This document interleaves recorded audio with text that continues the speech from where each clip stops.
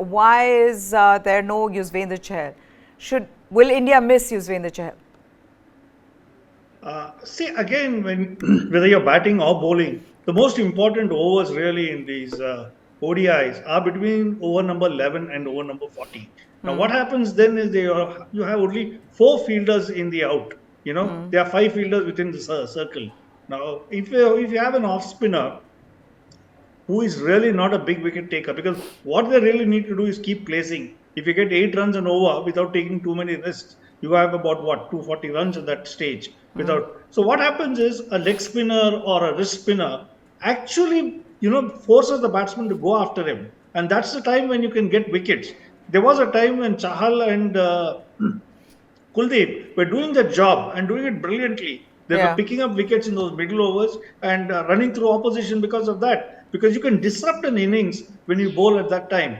Now, I think, like Chetan said, the onus is actually more on bowlers who can bat, and which is why you find Akshar Patel, Jadeja, who are also finger spinners. They're not wrist spinners, but they can bat and they can field. So with Shardul Thakur, he's not your first choice medium pacer. But again, when you look at what Rohit Sharma said, he says he wants batsmen at 6, 7, and 8. And I think he also mentioned 9.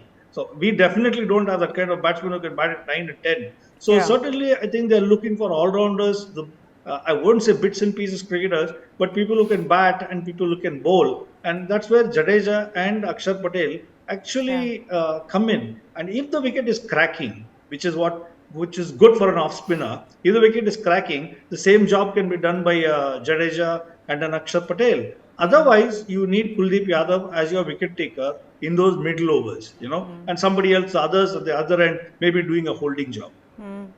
Yeah, but then when I look at this squad, Chetan, the one thing is that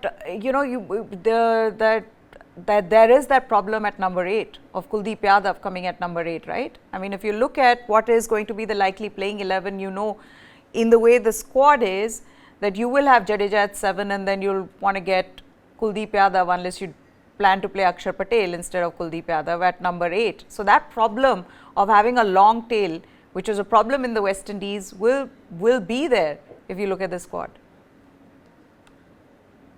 Well, that is why Shardul Thakur is there in the squad, Meha, because from my understanding, I mean, they would want to elongate that batting line, which is why this particular selection has been made.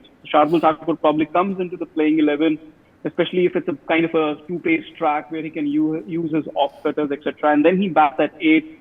And that's the thing. Then you pick Kuldeep Yadav, but then you also pick a pacer less, because then Hardik Pandey and Shardul Thakur double up as your third pacer.